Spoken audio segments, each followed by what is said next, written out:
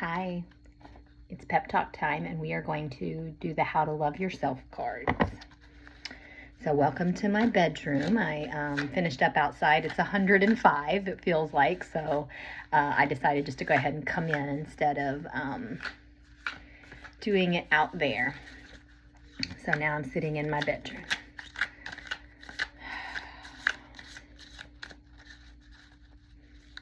I hope everybody's having a wonderful day so far. I have missed doing my pep talks, but I have missed doing them, and I have enjoyed living for myself and not living in the pressure of having to post something or whatever. So here we go.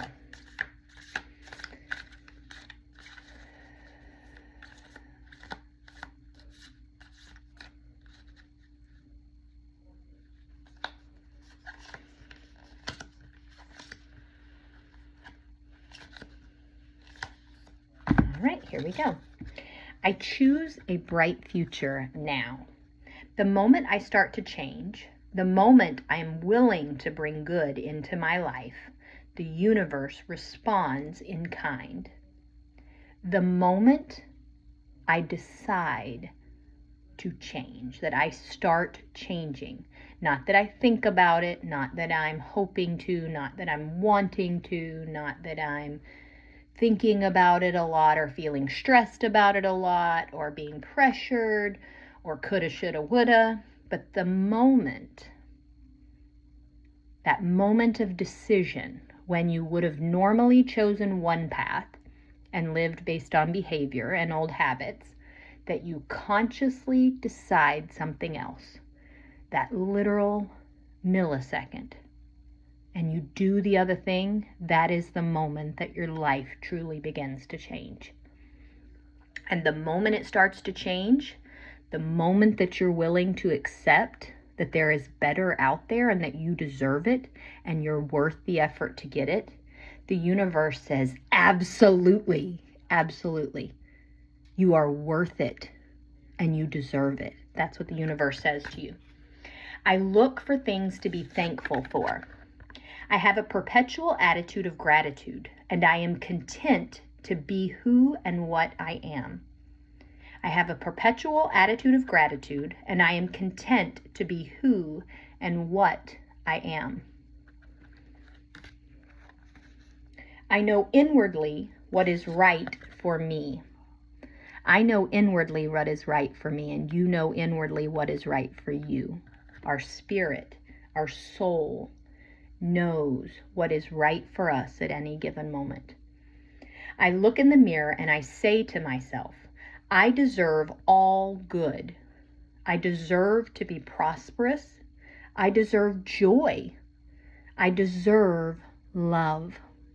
And look yourself in the face and say it, because that's who you're actually talking to. That's who you're talking to. If you truly want to, what did it say? I am content to be who and what I am. That is what being thankful is being content with who and what you are. So when you look at yourself and you say, self, I deserve joy. I deserve love. I deserve peace. I deserve happiness. I deserve prosperity. I deserve to love and accept myself, this inner being of knowing, deserves love, deserves joy, deserves respect. And the thing is, it already is that. That's God. God is love. God is peace. God is patience. God is. When you just exchange love is patience, love is kind, love is, that's just God on the inside.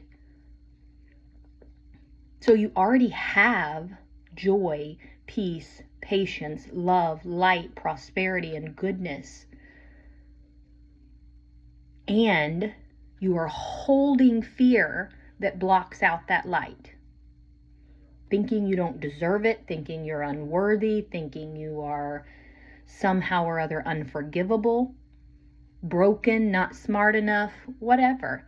You are holding that fear so tightly against you that it hides any opportunity for your light to shine. And then you feel that agitation of holding on to fear right next to that place of love, holding on to anger and frustration right next to that place of peace and of ease and contentment. And so, yes, there feels like anxiety and yucky in here because you are holding so tightly to the fear. So let it go. Let go. Let go of the fear. Acknowledge I'm scared. And then start to change. I'm scared and I'm going to try something different. I'm anxious and I'm going to choose to hold my tongue instead of speak where I naturally would have. Where my habit would have started talking because my knowing says no. Even though I'm scared, I may be misunderstood, I may be misheard, I may be misrepresented, I may be spoken of highly and not feel like I deserve it. Because that's the other side. We all get to talking about being talked about badly and judged harshly. What about being judged and put on some pedestal, and then what if you don't live up to it? Right? That's the same exact feeling of fear. Same feeling of fear. Not being good enough comes by being a victim of other people's abuse and by abusing yourself. So, I don't know where we got off on that. I look in the mirror and I say to myself, I deserve all good.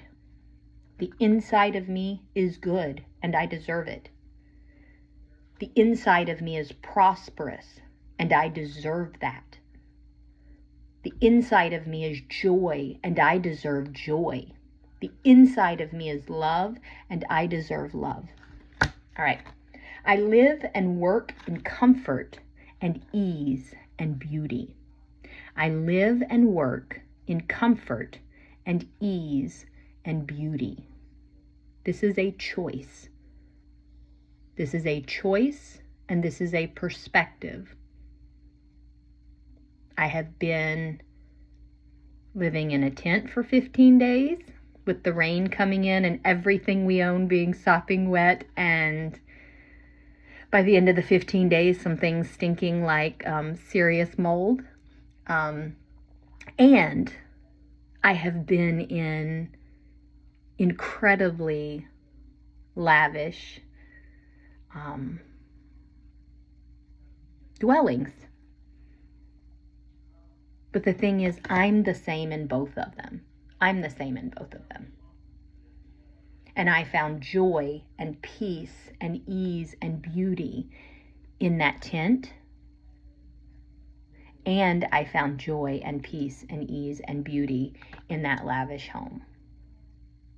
And so it's about perspective on the inside. This is not about, I say some nice card to you and all of a sudden your life becomes easy and your home and your existence becomes beautiful, like some rose just all of a sudden blooms in your presence as you're walking by. No, that's not what it is. When I'm reading this card to you, this is about your mind. This is about your heart. This is about your perspective. It's about the glasses that you wake up and put on every morning. So this is practical information. Yes, it is spiritual. Yes, it sounds flowery because it's about feelings and things like that. But this is about action. I've used this to lose 100 and something pounds. I've used this to get off of 14 medications. I have used this method, while it is flowery and affirming and spiritual, and some people see it as Eastern woo-woo and going against traditional religion. I don't care. I don't care.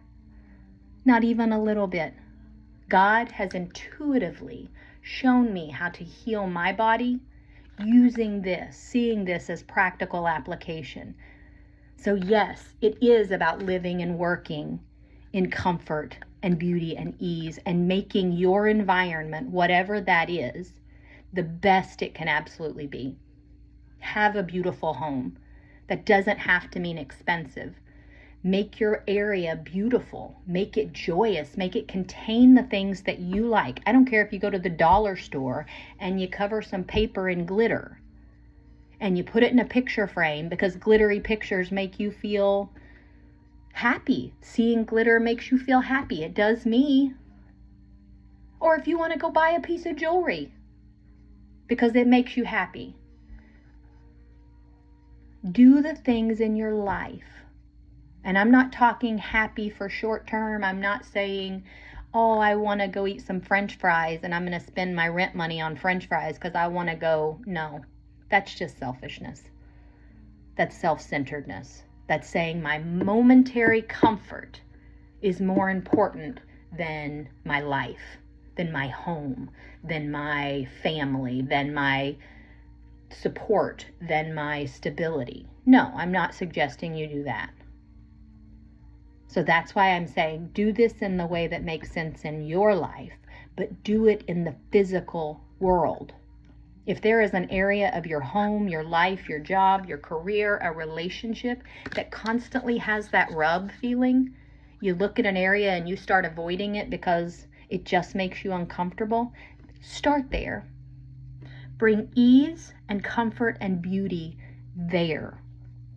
Recognize that that relationship, that pile, that whatever it is, stack of bills, whatever it is just a lesson for you. Hey, this is an area that scares me. This is an area that I have put off dealing with because it scares me. It makes me uncomfortable. It's going to show me something I don't want to see.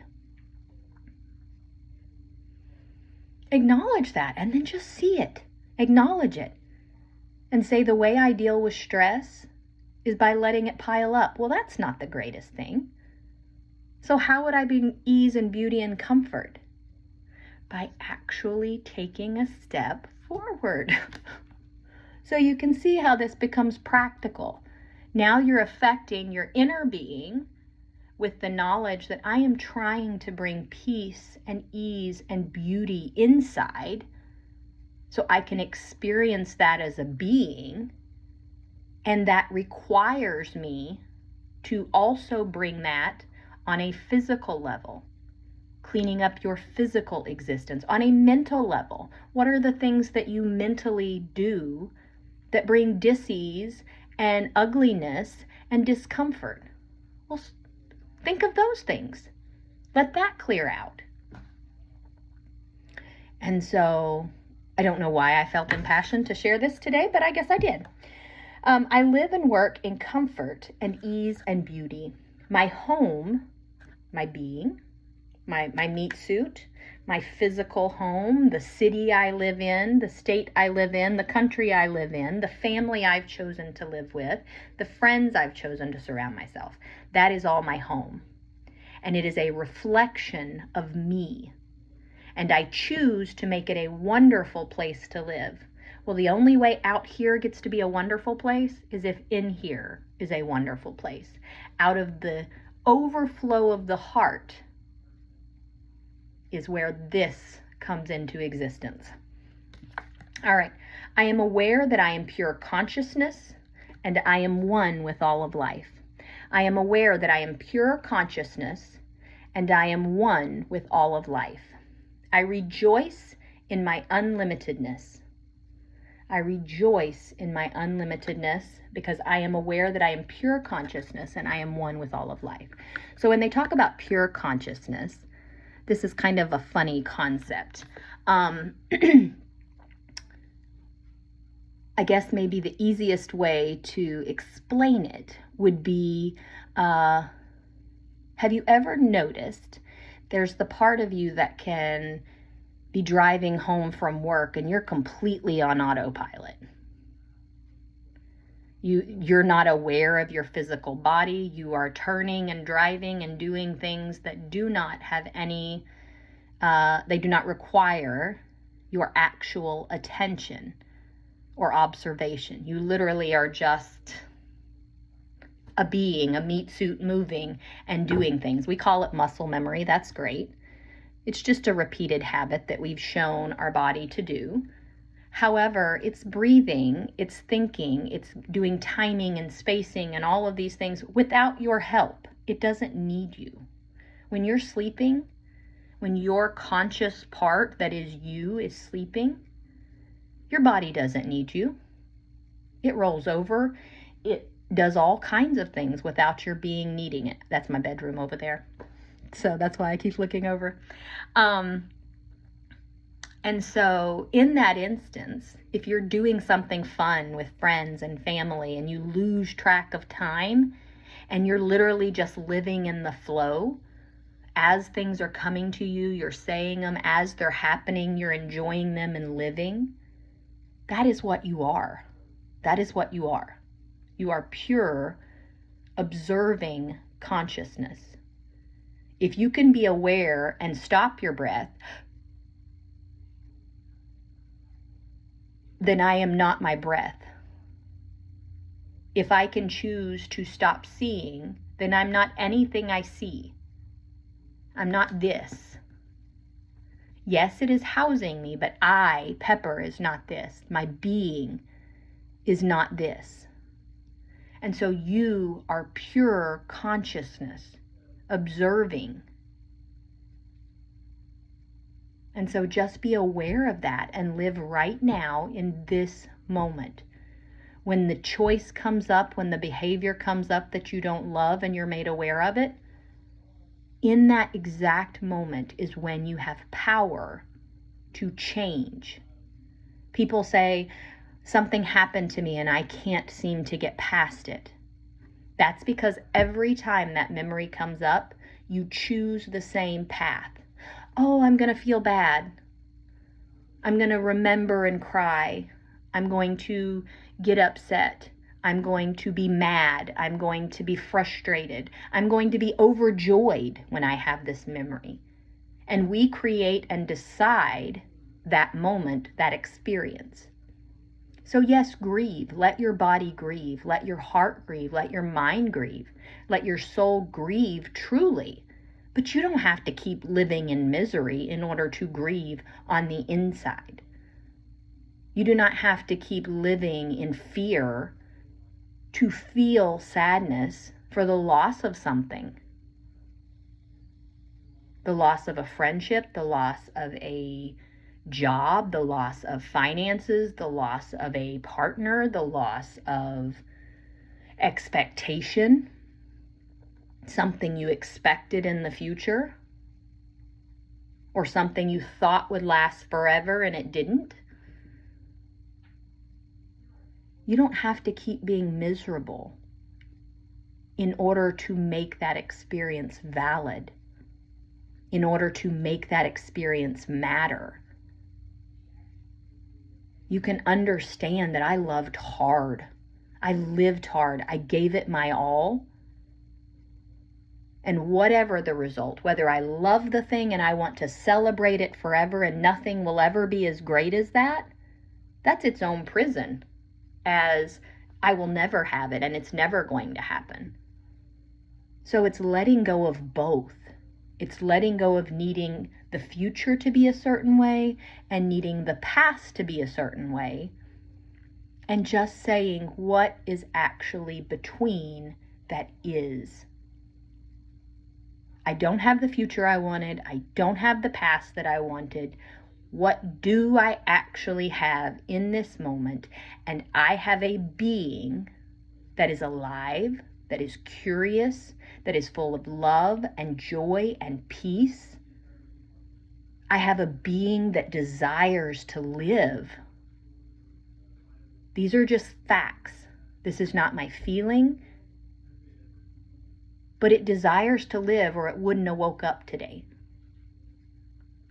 There is something left in here in my soul that revitalized this being today, that kept it alive through the night.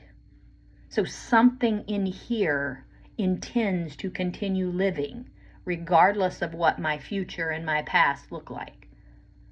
Something in here cries out for joy, for peace, for love, because that's what it is. That's what it is. And just like a magnet, it is sending it out and it is trying to find and draw in. So when you let go of the future and you let go of the past and you stop covering that up, you start covering your area. No, it has to be a certain way. I can't ever let it be different. And you're holding on like this, and you're holding the future and holding the past that you need to decide and you settled, then you're going to be miserable. You are going to suffer because you are holding love in. You are stopping it from getting out, which means you are also stopping anything that's trying to come into you, any love, any goodness, any support that is trying to come in, unless it looks like this and this, unless it looks like what you imagined, then no. So when you let go of the past and you let go of the future and you say, what is right now? I am love. And I am looking for and needing and being love.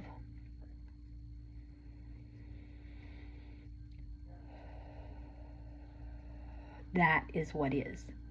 Now, from this place of peace, what beauty can I bring to my life? What ease can I be grateful for? It's easier to breathe when I'm not holding my chest. It's easier to breathe when there is no expectation of what will be or what was, when I am just here in this moment. And this is where my pure consciousness actually shows up, where I actually show up, where I am actually present and making decisions. My future's not making the decision, my past is not making the decision, because both of these are fear-based. Both of these are fear-based. They are not love-based. Needing to know what happens in the future is fear. Needing to know and understand what happened in the past is fear. Needing to direct and control the direction you go is fear.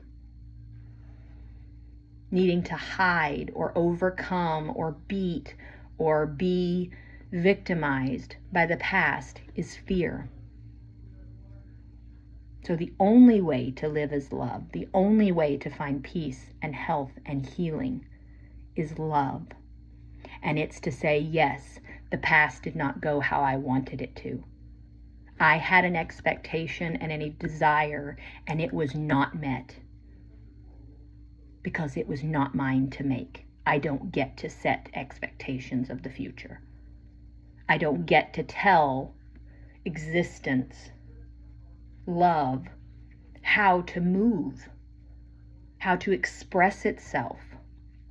I don't get to tell other beings of free will how their life and experience should be. So I have zero control of anything out here. When I close my eyes, if I don't see it and experience it, then it is not within my control. So the only thing that is within your control when you close your eyes is that sense of awareness and an observation and a soft alertness of this meat suit being and this mind. So those are the only things that you get to have any influence over. And then as you move as this one being, when it tells you to, when you are led by your spirit, then that is what controls the universe. That is how you know you get the good. Because something bigger than you, something bigger than your mind, your past, your future, is now leading. And when we wait on this to tell us, we don't have any way of figuring it out. There is nothing open. Oh my gosh, this is how it went before. Oh, but I wish it would go this way. No, but it went like this, and you should be scared because people are gonna... No. There is no love, joy, peace, patience, moving forward with the fear of the future and the past, creating your plan. So take your hands off, be present, acknowledge what is. My existence is exactly how I would love it to be, or my existence has been lived based on habit and mind rather than pure consciousness.